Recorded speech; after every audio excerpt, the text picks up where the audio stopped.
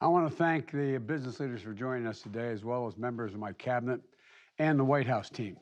Before getting an update from my supply chain task force, I want to say a word about the progress our economy's made this year and how my administration will continue to tackle the cost increase that American people are facing. In the end of 2021, with what one analyst described as the strongest first-year economic track record of any president in the last 50 years, nearly 6 million new jobs, a record number for a new president because of my staff and my cabinet. Unemployment down to 4.2%, 3 years ahead of the predicted time it would take to get to that number. Applicants for new small businesses up 30% compared to before the pandemic, and the fastest economic growth in nearly 40 years. There's more as well. Today, America is the only leading economy in the world where household incomes and the economy as a whole are stronger than they were before the pandemic, even accounting for price increases. The economy I inherited nearly a year ago wasn't just in crisis, it wasn't working for working people. I told you that's the reason I ran. It's about time the middle class and working class people got a shot. Year after year, economic growth was too low, wages for the middle class were stagnant, and the number of people starting new small businesses was declining.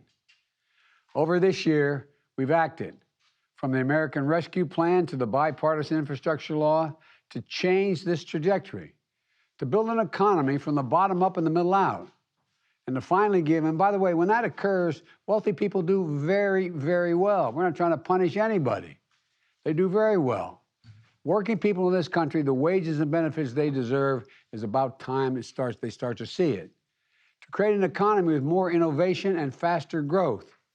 And we're making progress. We got a way to go, we're making progress. Still, top of mind for me is what is top of mind for so many families. The pinch of prices and the cost. Look, addressing these costs has been and will continue to be my top priority the entire administration. And the way to do this is not to slow down our economic turnaround, not to step back from all this progress, but to build on it. We can and we will address prices by expanding productivity capacity in our economy so we move more goods to market, get more Americans working, encouraging more investments in innovation, and making sure American consumers see those benefits at the store and at the pump when they go to fill up their cars. Let me describe 3 specific areas I'm focusing on. First, supply chains, and I owe a lot to the people, the business people on this call, on this Zoom. Earlier this fall, we heard a lot of dire warnings about supply chain problems leading to a crisis around the holidays. So we acted. A lot of recommendations from the people that you see on the screen here. I wish we were all able to do this in person. We brought together business and labor leaders to solve problems. And the much predicted crisis didn't occur. Packages are moving. Gifts are being delivered. Shelves are not empty.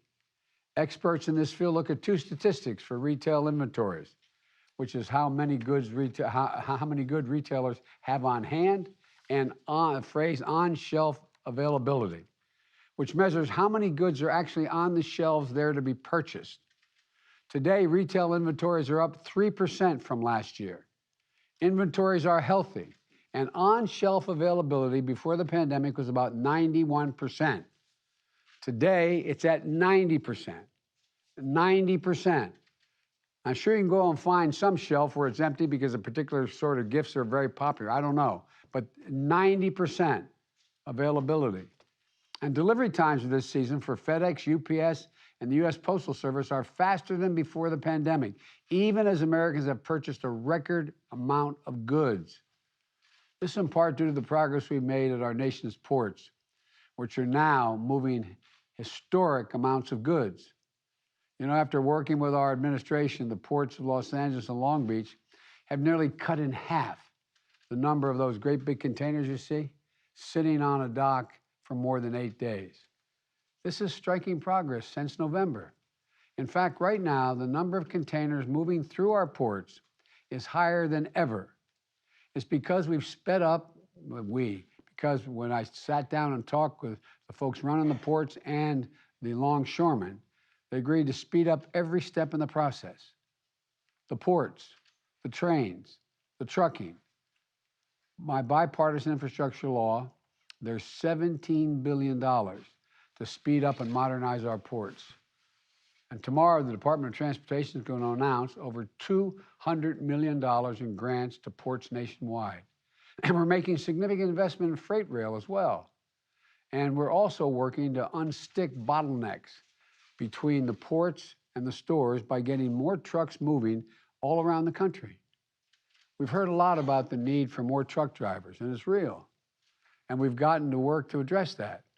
For example, I see Marty Walsh, my labor secretary. Marty, you've done a hell of a job, pal, cutting the red tape so that companies can set up registered apprenticeships for truck drivers in 2 days instead of 2 months, which it was before you took over.